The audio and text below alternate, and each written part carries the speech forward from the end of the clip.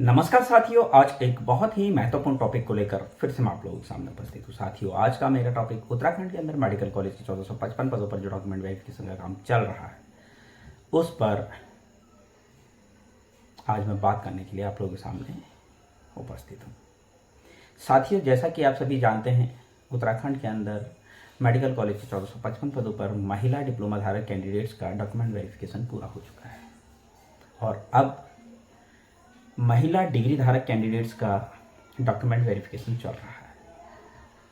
Document verification 3 अगस्त 2024 को भी सुचारू रूप से चलता रहा। बहुत अच्छे तरीके से डॉक्यूमेंट वेरिफिकेशन हुआ। साथियों, 5 कैंडिडेट एब्सेंट थे जो कि नहीं पहुंचे थे। 5 कैंडिडेट ऐसे थे जो डाउटफुल थे कि बाहरी राज्य के हो सकते हैं और 2 या 3 कैंडिडेट ऐसे थे जो स्वास्थ्य विभाग के 1564 पदों पर जिनका सिलेक्शन हो चुका है, फिर भी उन्होंने यहाँ आवेदन किया है। तो साथियों, जैसा कि हम लगातार बता रहे हैं, वो कैंडिडेट जिनका सिलेक्शन स्वास्थ्य विभाग के 1564 पदों पर हो चुका है, उसके बाद भी वो यहाँ लगातार जो है डॉक्यूमेंट वेरिफिकेशन में पहुँच रहे हैं, जबकि माननीय उच्च न्यायालय का आदेश है कि जिनका चयन स्वास्थ्य विभाग के 1564 पदों पर हो चुका है उनको यहाँ पर डॉक्यूमेंट वेरिफिकेशन के लिए ना बुलाया जाए। लेकिन बावजूद उसके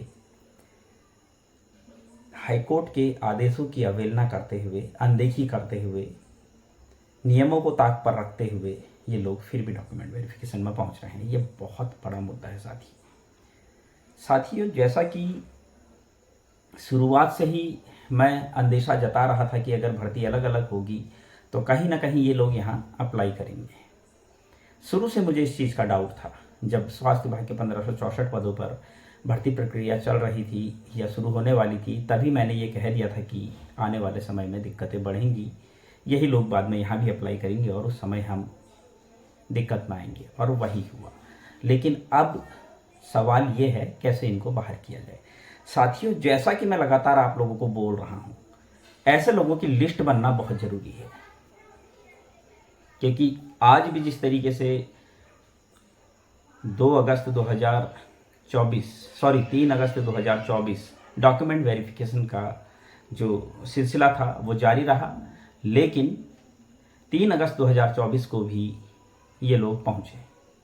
डॉक्यूमेंट वेरिफिकेशन कराने के लिए लोग आए और इन्हें किसी भी चीज़ का डर नहीं है। इसका मतलब साफ है कि ये ज़बरदस्ती जो है उलझना चाह रहे हैं, तो क्यों ना अब इनसे उलझा जाए। जब इन्हें किसी का डर नहीं है तो हमें भी किसी का डर नहीं होना चाहिए। साथियों, 1 टाइम सेटलमेंट के तहत ये भर्ती है और इस भर्ती प्रक्रिया में हम इनका विरोध खुले तौर पर कर सकते हैं।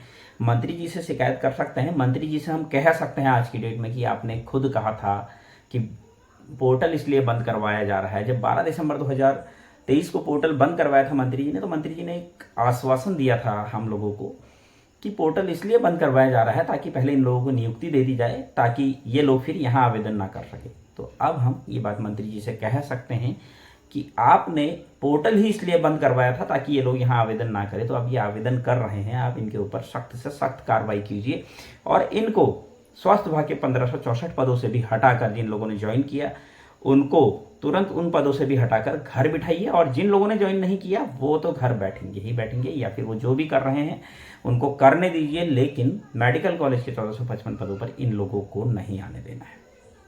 यह आज की डेट में बहुत बड़ी लड़ाई बन चुकी है साथियों। इस लड़ाई को हमने मिलकर लड़ना है। इससे क्या होगा, ज़्यादा से ज़्यादा लोगों का सिलेक्शन तय है। अगर हम इस काम को करने में सक्षम हो जाते हैं, सक्सेस हो जाते हैं, तो साथियों एक बात निश्चित है, अगर हम बाहरी राज्यों के कैंडिडेट और इन लोगों को रोकने में कामयाब हो जाते हैं तो 1.5 गुना जो लोग बुलाए हैं उनका सबका सिलेक्शन निश्चित है। मतलब उसके बाद अगर वेटिंग लिस्ट आती है तो फिर नए कैंडिडेट्स को बुलाया जाएगा जिनको डॉक्यूमेंट वेरिफिकेशन में नहीं बुलाया गया है। वेटिंग लिस्ट भी मैं आपको बता देता हूँ, बहुत कम वेटिंग लिस्ट नहीं निकलने वाली है, बहुत ज़्यादा वेटिंग लिस्ट निकलने वाली है।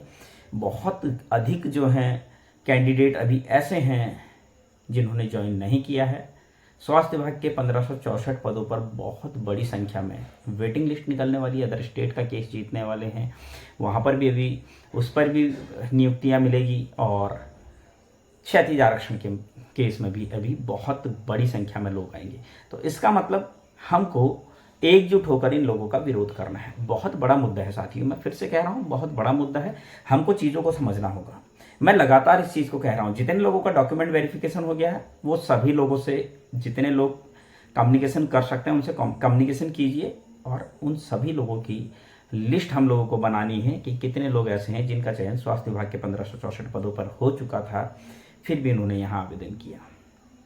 जिन्होंने ज्वाइन किया उनकी अलग लिस्ट बनेगी। जिन्होंने स्वास्थ्य विभाग के 1564 पदों पर ज्वाइन किया उसके बाद यहाँ उन्होंने जो है आवेदन किया, और उन लोगों की अलग लिस्ट बनेगी जिन्होंने स्वास्थ्य विभाग के 1564 पदों पर जिनका सिलेक्शन तो हुआ, उन्होंने ज्वाइन नहीं किया। उन्होंने ज्वाइन नहीं किया, ये हमारी गलती नहीं है। क्या गारंटी है कि वो यहाँ पर मेडिकल कॉलेज के 1455 पदों पर ज्वाइन करेंगे? क्या पता यहाँ पर भी वो सीट खराब करने के लिए आ रहे हों। तो ऐसे लोगों के खिलाफ भी हमने मोर्चा खोलना है। इन लोगों को भी हमने इस भर्ती प्रक्रिया से बाहर करना है। आज की डेट में हमारे जो मुद्दे हैं, सबसे पहला मुद्दा है बाहरी राज्यों का, जो है बाहरी राज्यों के जितने उम्मीदवार हैं उनको इस भर्ती प्रक्रिया से बाहर करवाना। स्वास्थ्य विभाग के 1564 पदों पर जो लग चुके हैं उनको भी उस भर्ती प्रक्रिया से निकलवाना और घर बिठाना। दूसरा मुद्दा है हमारा फर्जी डॉक्यूमेंट से जो नौकरी जिन जिन लोगों ने हासिल की है, इसके लिए हमें मंत्री जी से मिलना चाहिए। स्वास्थ्य विभाग के 1564 पदों पर एसआईटी जांच की मांग करनी चाहिए, ये बहुत जरूरी मुद्दा है साथी। तीसरा, वो लोग जिन्होंने स्वास्थ्य विभाग के 1564 पदों पर जिनका चयन हुआ, उन्होंने ज्वाइन किया और उसके बाद यहाँ आवेदन किया, और वो लोग जिनका स्वास्थ्य विभाग के 1564 पदों पर सिलेक्शन हुआ, उन्होंने ज्वाइन नहीं किया, दुर्गम है या किसी और वजह से ज्वाइन नहीं किया, और अब वो यहाँ आवेदन कर चुके हैं। तो इन सभी लोगों का विरोध होना बहुत जरूरी है साथियों। ये मुद्दे मैं इसलिए उठा रहा हूं साथियों क्योंकि ये जेन्युइन मुद्दे हैं, इन मुद्दों पर हमें लड़ना चाहिए। साथियों, एक बात मैं और कहना चाहूंगा, बाहरी राज्यों वाले मामले में हमको, मैंने हर्ष भाई से भी कहा था कि हमारे पास ग्रुप सी का वो जियो होना बहुत जरूरी है। ग्रुप सी का जियो है जो कि खंडूरी जी के टाइम का है, जिसमें साफ साफ लिखा गया था ग्रुप सी की भर्ती में बाहरी राज्यों के उम्मीदवारों को नहीं लिया जाएगा, उत्तराखंड के मूल निवासियों को प्राथमिकता दी जाएगी। तो ऐसी स्थिति में ये ग्रुप सी की भर्ती है, और इस ग्रुप सी की भर्ती में बाहरी राज्यों के उम्मीदवार कैसे आ गए, चाहे वो फिरोज खान है, चाहे वो बाकी लोग हैं, कैसे ये गलत तरीके से डॉक्यूमेंट्स बना के ले आए। बिल्कुल साक्षी हमारे सामने है, उनके फिरोज खान के ऊपर तो केस भी हो चुका है। तो मैं उत्तराखंड के समस्त बेरोजगार नर्सेस से एक निवेदन करना चाहता हूं कि सभी लोग एसआईटी जांच की मांग करें। मैं आपको निश्चित तौर पर इस चीज़ का यकीन दिला रहा हूं, अगर एसआईटी जांच होगी, एक एक शख्स जो गलत तरीके से इस भर्ती में घुसा है सब बाहर होंगे। एसआईटी जांच बहुत ज़रूरी है साथियों इस भर्ती में। उन सभी लोगों को भर्ती प्रक्रिया से बाहर करने के लिए जो गलत तरीके से इस भर्ती प्रक्रिया में सम्मिलित हुए हैं। जब उनके डॉक्यूमेंट्स की जांच होगी, आपने देखा होगा शिक्षा विभाग में जब एसआईटी जांच बैठी तो किस तरीके से पुराने लोग जो गलत डॉक्यूमेंट्स के आधार पर जिन्होंने नौकरियां हासिल की थी उनको अब बाहर किया जा रहा है, उनसे रिकवरी की जा रही है। आप देख सकते हैं एक आईएएस ऑफिसर भी जो है पूजा खेड़कर पकड़ी गई है, जेल हो चुकी है। जब एक आईएएस ऑफिसर को जेल हो सकती है तो यहाँ पर इन लोगों को जेल क्यों ना हो। अगर ये नियमों के खिलाफ गलत तरीके से भर्ती में शामिल हो रहे हैं, गलत तरीके से गलत प्रमाण पत्र दिखाकर नौकरी हासिल कर रहे हैं, तो इनके खिलाफ मोर्चा खोलना बहुत जरूरी है।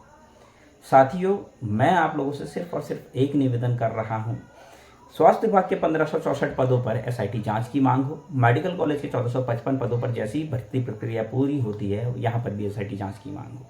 एसआईटी जांच जब होगी, मैं आपको इस चीज़ का यकीन दिलाता हूँ, एसआईटी जांच से जो लोग बाहर होंगे वो बहुत बड़ी संख्या में होंगे। लगभग 40% लोग जो है इस भर्ती प्रक्रिया से बाहर हो जाएंगे। और मैं आपको इस चीज़ का भी यकीन दिलाता हूँ, अगर ये होता है तो इसमें मैं जनरल की बात करूँगा, डिप्लोमा धारक कैंडिडेट्स की 2015 भी आसानी से जो है पूरा आ जाएगा।